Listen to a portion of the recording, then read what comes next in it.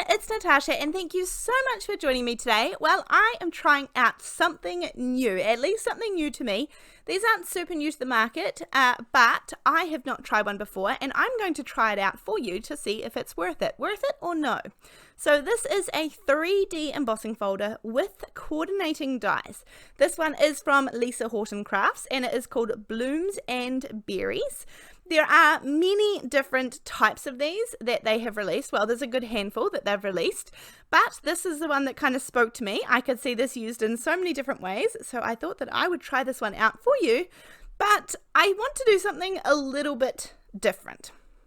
Now, it comes with the embossing folder. This is just a standard 3D embossing folder. It also comes with the coordinating dies, and that's pretty much all you get. Now, I'm guessing that the kind of idea of these is that you emboss something, you cut it out, and then you can stick it on top or wherever. So I wanted to do something just ever so slightly different, down those lines of course, but a little bit different. And I also am imagining that when I run this through, so I run it through my Big Shot die cutting machine. This is a 3D embossing folder, so it gives a gorgeous dimension. There is lots of depth to the design, and I really like that. So this is what we get when we first run it through, and then at this point I am going to add my coordinating dies. Now for me, I wanted to just sort of do some partial die cutting here. So partial die cutting is where we are just literally going to leave some of the image not being die cut. Even though we've got the entire die, I just want to leave a little bit, and for me that's going to be the left hand side of this image at the moment. So the right hand side was on purpose right to the edge of my piece of paper, of my card front, and the left hand side I've got a bit of a gap. Now I have put some mint tape, some low-tech tape to hold this on as I run it through my die cutting machine. And to do some partial die cutting, all you need to do is make sure that the edge of your plates is the top plate that you're going to use is exactly where you want the die cutting to stop. So for me, I'm actually going to flip this image up this way, pop it on, and then pop my plates just where those 2 points reach the top and bottom of my page. It's sort of a natural cutoff point, and so that's going to work well. Now, I guess one of the things with running this through your die cutting machine is that we are going to flatten a lot of the image. Now, I will admit that I have not watched any YouTube videos, any Instagram reels, any pictures or posts, so I haven't read anything about how these are meant to be used. This is just really my first opinion, my first look at using this particular one.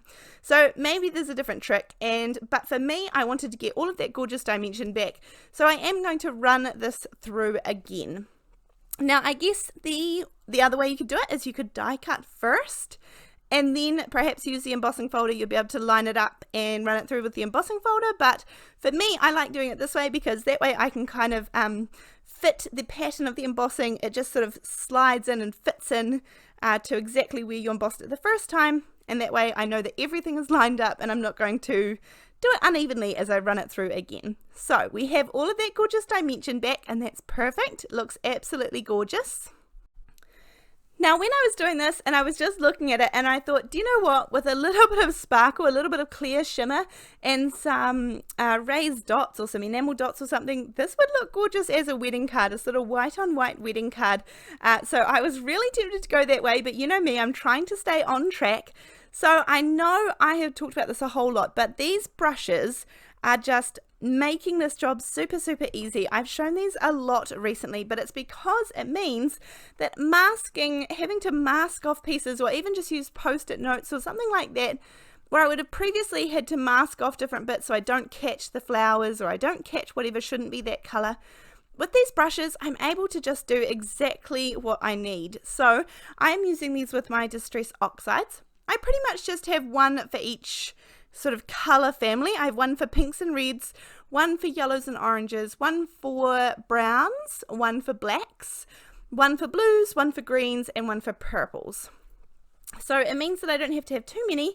And what I love most is that I have the flat bottomed brushes. You can get angled ones as well, but at the flat bottom, and if I turn the brush sideways on an angle a little bit, I angle my hand a little bit more, I can catch the corner of the bristles and I can get some really fine detail. So here where I'm doing the purple, I'm doing some shaded lilac as a base layer, and then in a moment you will see me come in with, I think I used Wilted Violet maybe, or Villainous Potion.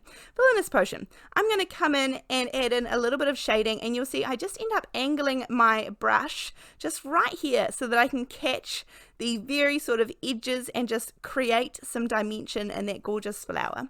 So as I said, this is a really quick and simple way. However, you could do some really loose watercoloring. You could even use alcohol markers, any coloring at all. I suspect you're going to be just fine. Of course, I have sped this up a whole lot, remember? And mainly because it's pretty boring to watch a really long amount of colouring in of any sorts. See, these brushes even allow me to do these tiny berries, which I absolutely love. I appreciate this, not having to do masking.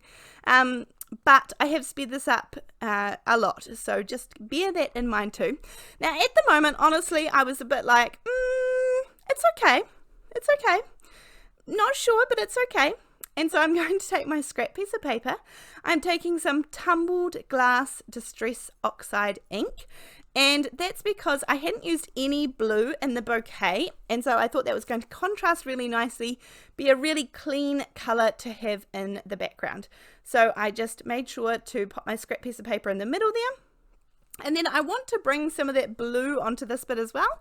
So I'm going to very simply take that empty area down the left hand side, and I'm going to create just a little strip.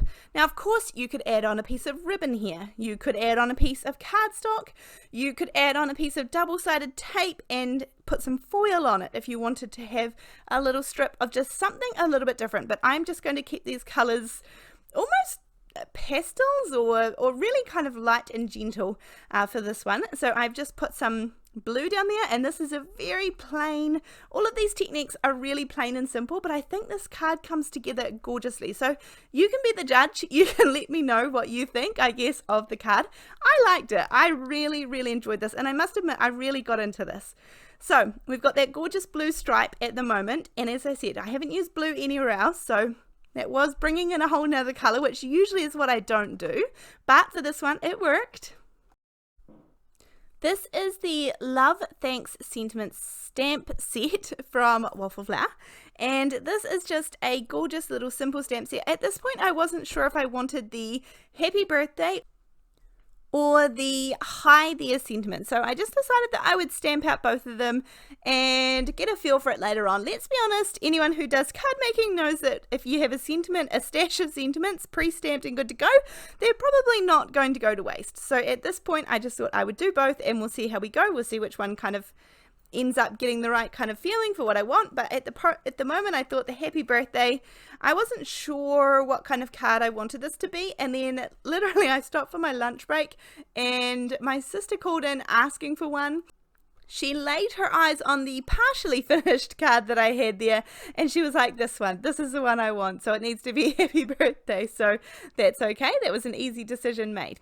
Now I'm just going to back this with a little bit more of the tumbled glass, just because I already have this pulled into the background, then onto the card front, and now into the sentiment, so that's going to work out well. I just did a scrap piece out of that card, and then I will, I've inked it up, and then I will cut around it, so it's just got a really nice little border. I use my long bladed scissors for this when I need to get a straight edge and cut nice lines around to create gorgeous borders. I'm holding this down with a stamp block because I did not give the VersaFine Onyx Black ink time to dry. It's a pigment ink, and I knew if I put my little fingers in there that I would end up in trouble. I could have heat embossed this with some clear embossing powder, which is my usual trick, but I ended up not doing it, so I probably should have, but I didn't get it anywhere, so we're okay. Now for the back here, I'm just putting on some double-sided tape, mainly around the straight edges, a little bit here and there around the other bit, around the sort of cutout bit of the flowers too. But I'm also going to add some liquid glue, and that way I know that between the two adhesives, that things are not going to go anywhere.